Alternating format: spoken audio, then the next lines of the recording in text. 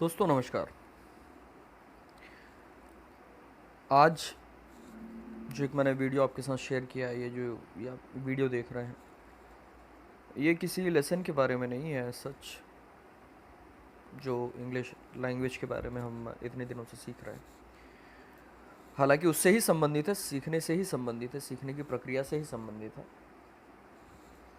But ये topic जैसा आप देख सकते हैं, एक बहुत सिंपल सा टॉपिक है, what's the right approach to this channel. मतलब ये जो चैनल क्रिएट किया गया है, हिंदी टू इंग्लिश, उसको अप्रोच करने का सही तरीका क्या है, उसका हम अधिक से अधिक लाभ उठा सकें, इसके लिए हम इसका उपयोग किस तरीके से करें, इसके प्रति हमारा जो रुझान है वो किस तरीके का होना चाहिए। देखिए क्या है, ऑनलाइन जो प्लेटफॉर्म है, अगर हम केवल एजुकेशन की बात करें, उस पॉइंट ऑफ व्यू से बात करें, तो इसके अपने लाभ हैं और अपनी कुछ कमियां हैं। मैं बहुत ज़्यादा भी डिटेल में नहीं जाऊंगा क्योंकि एक स्पेसिफिक टॉपिक पे ही मुझे बात करनी है, बट सिर्फ इतना मैं कहना चाहता हूँ कि लाभ इसका ये है कि आपको एक कन्वीनियंस देता है, both in terms of time, place and even in terms of finance. बहुत सारी चीज़ें आज हम यूट्यूब में अलग अलग टॉपिक के बारे में सीख सकते हैं बिना किसी प्रकार का फीस पे किए हुए सच, और हमें कुछ नहीं देना पड़ता है उसके लिए। सिर्फ आपके पास इंटरनेट होना चाहिए, मोबाइल होना चाहिए, और आप एक ही विषय पे अलग अलग एक्सपर्ट्स के गाइडेंस ले सकते हो। तो ये एक बहुत बड़ा एडवांटेज है। ये जो चीज़ें मैं आपके साथ शेयर कर रहा हूँ,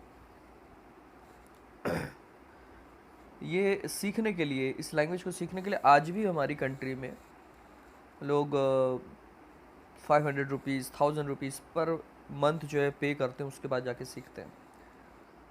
लेकिन उसके बावजूद हम ये चीज़ें आसानी से सीख पा रहे हैं क्योंकि हम ऑनलाइन प्लेटफॉर्म में हैं। बट ऑनलाइन प्लेटफॉर्म में एक थोड़ी सी जिसकी मैं कमी की बात कर रहा हूँ, वो आपको समझाना चाहूँगा। वो ये है कि क्योंकि हमारे पास पूरी तरीके से स्वतंत्रता होती है, तो कई बार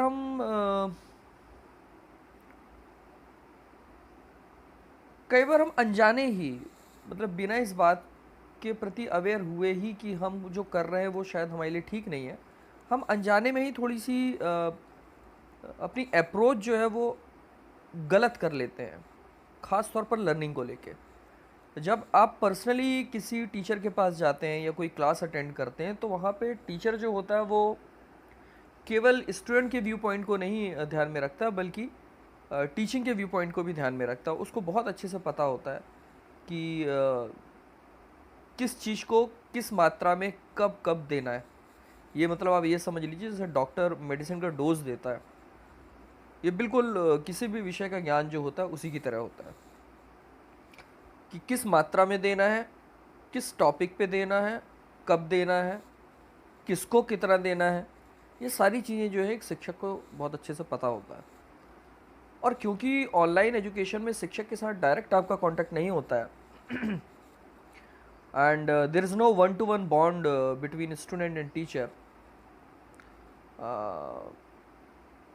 that part of teacher is absolutely missing. मतलब यहाँ पर पूरी तरीके से जहाँ स्वतंत्रता है एक स्टूडेंट के पास, वहीं स्वतंत्रता के साथ जवाबदारी भी है। स्वामी विवेकानंद जी ने एक बहुत अच्छी बात कही थी, liberty always comes with responsibility. तो ये बात समझने की है, हमारे पास लिबर्टी है लेकिन हमारे पास रिस्पॉन्सिबिलिटी भी है बहुत। तो अगर हम, मैं तो खैर केवल इस चैनल की बात कर रहा हूँ, इनफैक्ट आप किसी भी चैनल को आपने सब्सक्राइब किया हुआ है और उसका मैक्सिमम एडवांटेज लेना चाहते हैं, तो अपनी अप्रोच सही करें तो आप उसका मैक्सिमम एडवांटेज ले सकते हैं। चलिए, will be back to this channel only, कि what is the right approach to this channel. एक सही अप्रोच क्या होनी चाहिए इस चैनल का, अधिक से अधिक हम लाभ उठा सकें इसके लिए। तो चलिए सबसे पहला पॉइंट देखते हैं अपन। सबसे पहले आप ये डिसाइड कीजिए कि आपने ये चैनल क्यों ज्वाइन किया है, या आप ये चैनल क्यों ज्वाइन करना चाहते हैं। दो वजह हो सकती है। पहला, आप ये भी ध्यान रखें कि मैं अपने जो वीडियोस बनाता हूँ इसमें सारे कंटेंट इंग्लिश लैंग्वेज में ही मैं रखता हूँ। हालांकि मैं एक्सप्लेनेशन हिंदी में देता हूँ लेकिन इंग्लिश में ही रखता हूँ। आप में से बहुत सारे लोगों को उसके लेके, इस बात को लेके भी शायद क्यूरी होगी, कन्फ्यूजन होगा। इस विषय में बहुत जल्दी एक वीडियो डालने वाला हूँ कि भाई मैं जब समझाता हिंदी में हूँ तो इंग्लिश में क्यों लिखता हूँ, उसका क्या रेलेवेंस है, क्या लॉजिक है। वो किस तरीके से लर्निंग में आपकी मदद करता है। लर्निंग में बहुत गहरी मदद करता है आपकी, और उसके संबंध में मैं आपको आने वाली वीडियो में बताऊंगा। फ़िलहाल अपन इस पर बात करते हैं। तो मैं भी आपसे कह रहा था कि आप अगर इस चैनल को ज्वाइन करते हैं या करना चाहते हैं या करेंगे, तो इन दो में से कोई एक वजह ही हो सकती है। अब आप डिसाइड करें आपकी कौन सी वजह है। पहली वजह हो सकती है कि आपको इंग्लिश लैंग्वेज नहीं आती है और आप इस भाषा को सीखना चाहते हैं। दूसरी वजह हो सकती है कि आपको ये लैंग्वेज ऑलरेडी आती है, लेकिन कहीं कहीं पे कुछ मिस्टेक्स होती हैं, और वो क्यों होती हैं, कहाँ होती हैं, हम इस चीज़ को लेके थोड़ी सी अवेयर नहीं है। या हो सकता है 2-3 जगह पता हो कि इसमें मैं गलती करता हूँ या करती हूँ, लेकिन हो सकता है और भी जगह करते हैं लेकिन मुझे मालूम नहीं है। तो उस केस में आप अपने ग्रामेटिकल एक्यूरेसी को इम्प्रूव करने के लिए भी इस चैनल को ज्वाइन कर सकते हैं, सब्सक्राइब कर सकते हैं, इसमें कोई दो राय नहीं है। अब इन्हीं 2 पॉइंट के आधार पे आपकी अप्रोच बिल्कुल डिफरेंट हो जाएगी इस चैनल को लेके। ये एक बहुत इंपॉर्टेंट पॉइंट है जो आपको ध्यान रखना है। आपने इस भाषा को सीखने के लिए इसे ज्वाइन किया है, या ज्वाइन करने वाले हैं, या ज्वाइन करना चाहते हैं, अथवा आपको उस भाषा का ऑलरेडी काफ़ी कुछ ज्ञान है, लेकिन व्याकरण संबंधी आपसे जो एरर होती हैं वो एरर ना हो, आपकी व्याकरण शुद्ध हो, आपकी ग्रामेटिकल एक्यूरेसी और अधिक हो, अधिक से अधिक हो, इसके लिए आपने इसे ज्वाइन किया है। और इस आधार पे हमारी अप्रोच बिल्कुल डिफरेंट हो जाएगी। किस तरीके से, चलिए देखते हैं। यहाँ पे बोल रहा हूँ मैं, if you already know English which means if you already know English language and you just need to improve your grammatical accuracy, then obviously you may randomly pick lessons based on topics of your interest and revise them. कहने का मतलब ये है कि अगर आपको already English language आती है और केवल आप ग्रामेटिकल एक्यूरेसी को इम्प्रूव करना चाहते हैं, उस केस में इस चैनल में जो लेसन्स दिए गए हैं वो आप अपनी डिफ़िकल्टी, जिस भी टॉपिक पे डिफ़िकल्टी होती है आपको पता है या उसमें एरर होती है, तो अपनी डिफ़िकल्टी, या दूसरे शब्दों में कहें कि अपने इंटरेस्ट के पॉइंट ऑफ व्यू से आप रेंडमली सिलेक्ट कर सकते हैं कि किस लेसन में आपके इंटरेस्ट की बात हो रही है, आप उसको अटेंड करें, एंड दैट विल डू, उसमें आपका काम हो जाएगा।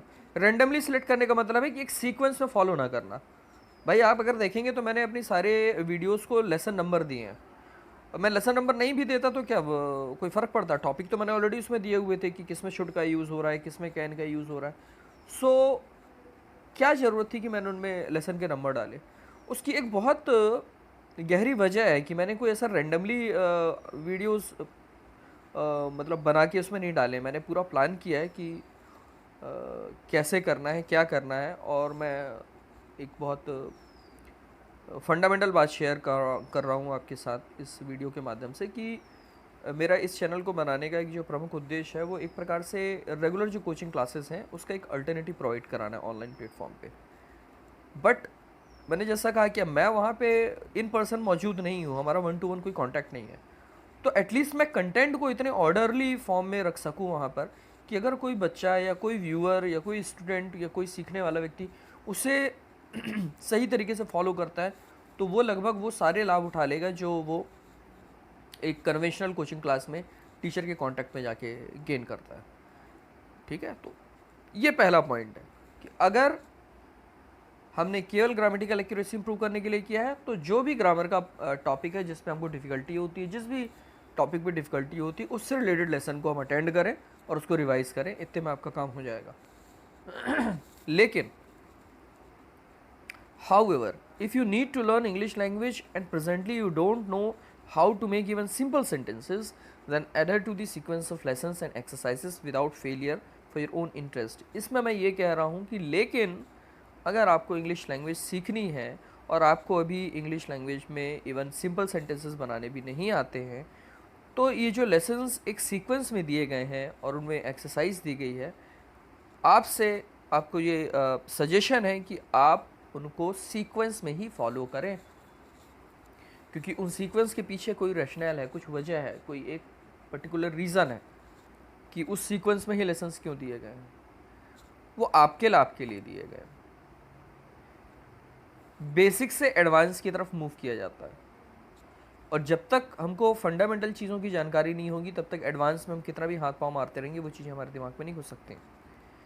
तो इस बात को ध्यान में रखते हुए लेसन्स के सीक्वेंस को क्रिएट किया गया है कि पहले जो चीज़ें आसानी से समझ में आती हैं उसको समझें, फिर थोड़ी सी जो कॉम्प्लिकेटेड होती हैं उसको समझें, फिर जो आगे बढ़ना है उसको। तो पहले सिंपल सेंटेंसेस, इसी बात को आगे बताया गया है मैंने. Because lessons have been arranged in a systematic order bearing in mind the most common difficulties of Hindi users to understand and use English language. Sequence of sentences follows, learning simple sentences of both the voices, basic vocab, prepositions and then compound or complex sentences using conjunctions. ये एक पूरा का पूरा फंडा है sequence of videos का जो मैं इसमें आपके साथ शेयर कर रहा हूँ. आज मुझे ये शेयर करना पड़ रहा है आपके साथ क्योंकि मुझे ऐसा लगता है कि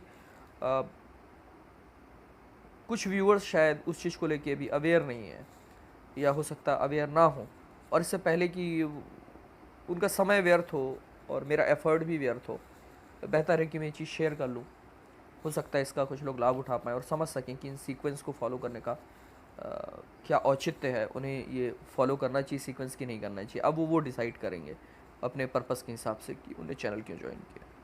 तो इस स्लाइड में मैं ये कह रहा हूँ कि जो इसमें लेसन दिए जा रहे हैं they have been arranged in a systematic order. उनको एक सिस्टमेटिक ऑर्डर में अरेंज किया गया है bearing in mind the most common difficulty of Hindi users. इस बात को ध्यान में रखते हुए कि हिंदी भाषा का प्रयोग करने वाले जो लोग हैं उनकी सबसे कॉमन डिफ़िकल्टीज़ क्या होती है इंग्लिश लैंग्वेज को यूज़ करने में या उसे समझने में. ठीक है, तो उस बात को ध्यान में रखते हुए इस सीक्वेंस में लेसन्स डाले गए हैं. अब इसमें बताया गया है कि सीक्वेंस ऑफ लेसन फॉलो क्या कर रहा है. मतलब ये जो सीक्वेंस ऑफ लेसन है उसमें क्या चीज़ हम फॉलो कर रहे हैं. तो इसमें सबसे पहली चीज़ जो मैंने फॉलो की है या मैं जो शेयर कर रहा हूँ वो ये learning simple sentences of both the voices.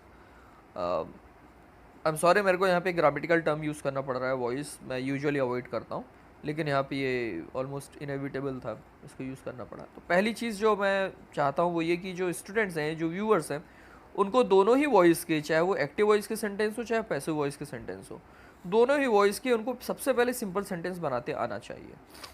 जितने भी प्रकार के सिंपल सेंटेंस बनते हैं, तो जब सिंपल सेंटेंस बनाने आ जाते हैं दोनों ही वॉइस के, तो क्या होता है कि इसके आगे के जो सेंटेंसेस होते हैं, आपने देखा है लोग इंग्लिश में जो बात करते हैं या इंग्लिश में कोई चीज़ लिखते हैं तो केवल एक सेंटेंस तो लिखते नहीं है, वो सेंटेंस के बाद सेंटेंस, सेंटेंस के बाद सेंटेंस, सेंटेंस के बाद सेंटेंस, और प्रायः वो सेंटेंस एक दूसरे से जुड़े होते हैं कुछ शब्दों के माध्यम से. उन शब्दों को कहते हैं कंजंक्शंस, जिनका इस्तेमाल किया जाता है बड़े सेंटेंसेस बनाने के लिए. उन बड़े सेंटेंसेस को ही ग्रामर में कहा जाता है कंपाउंड सेंटेंस या कॉम्प्लेक्स सेंटेंस.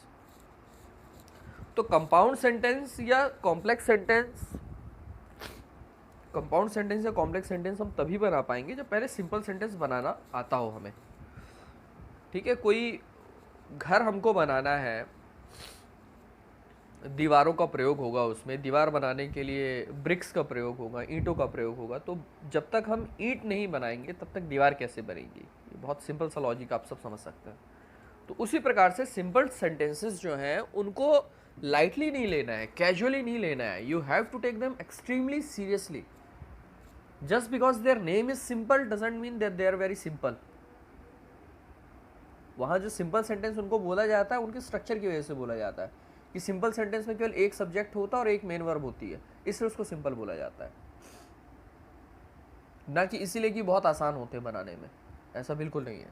तो इस बात को ध्यान में रखते हुए ये बनाया गया है या बनाया जा रहा है कि सबसे पहले आपको हर प्रकार के सिंपल सेंटेंस बनाने आते हों, ताकि उसके बाद जो मैं बड़े सेंटेंसेस बनाने की लेसन शेयर करूँगा जिसमें कंजंक्शंस का यूज़ बताऊँगा, कहाँ पर एंड का यूज़ करना है, कहाँ पे सिंस का यूज़ करना है, कहाँ पर अनलेस का यूज़ करना है, कहाँ पर इफ़ का यूज़ करना और कैसे करना, तो उनका प्रयोग हम तभी सीख पाएंगे जब हमको सिंपल सेंटेंस बनाने आते हो. और अगर हम इसको अपने मन से रैंडम पिक कर करके लेसन पढ़ेंगे तो कोई सेंटेंस हमको बनाना आएगा और कोई सेंटेंस बनाना नहीं आएगा. और उसमें होगा ये कि कुछ बातें आप इंग्लिश में कह पाएंगे, कुछ बातें नहीं कह पाएंगे, और ये बात आपके दिमाग में इतने गहरे घर कर जाएगी कि आपको पता रहेगा हमेशा कि मैं कुछ तो कह सकता हूँ, कुछ नहीं कह सकता हूँ, या कुछ बातें तो मैं कह सकती हूँ, कुछ बातें मैं नहीं कह सकती क्योंकि मुझे नहीं पता उसे कैसे कहते हैं.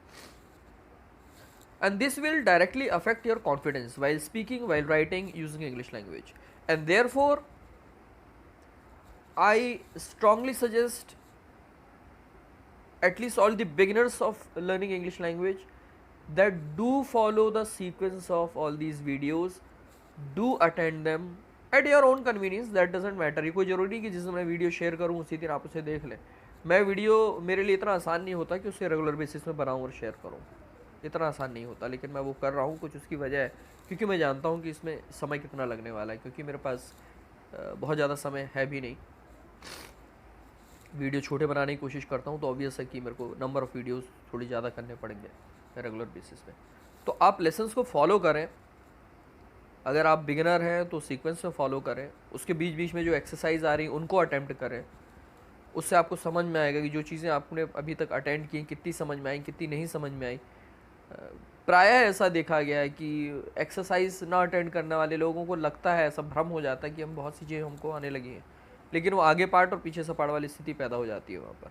वो चीज़ यहाँ ना हो, इसके लिए समय समय पर एक्सरसाइज दी जाती है, तो उसको भी हम अटेंड करें। और सीक्वेंस में मैंने 2 बातें और डाली हैं कि इसमें बेसिक वोकैब और प्रीपोजिशंस को भी मैंने इन्वॉल्व किया है। तो समय समय पर वीडियोज़ के साथ आप देख रहे हैं कि अभी वोकैब का तो मैंने चालू नहीं किया, प्रीपोजिशन जरूर स्टार्ट कर दिया, क्योंकि सभी का यूज़ पता होना चाहिए हमको। इन का यूज़ कहाँ होता है, फॉर का यूज़ कहाँ होता है, टू का यूज़ कहाँ होता है, तो उनके भी वीडियोज़ इसमें डाले जाएंगे। और मुख्य रूप से प्रैक्टिस से ही आती हैं, लेकिन फिर भी जितनी चीज़ें उसमें समझाई जा सकती हैं एग्जाम्पल के माध्यम से, सारी चीज़ें आपको समझाई जाएगी। तो आज का उद्देश्य बस यही था कि इसको आप सही तरीके से फॉलो करें।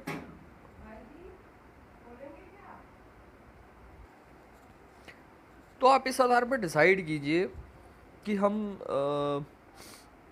लर्नर की किस कैटेगरी को बिलोंग करते हैं, और उसी के आधार पे इस चैनल को अप्रोच करें ताकि इस चैनल का आप अधिक से अधिक लाभ उठा सकें। तो आज के वीडियो का यही सार था, what is the right approach to this channel. I hope कि इस वीडियो में जो थोड़ी बहुत डिस्कशन आपके साथ हुआ है उससे आपको कुछ लाभ होगा। आप समझ पाएंगे कि हमें क्या करना है और किस तरीके से करना है। So happy learning, enjoy yourself, take care and bye bye.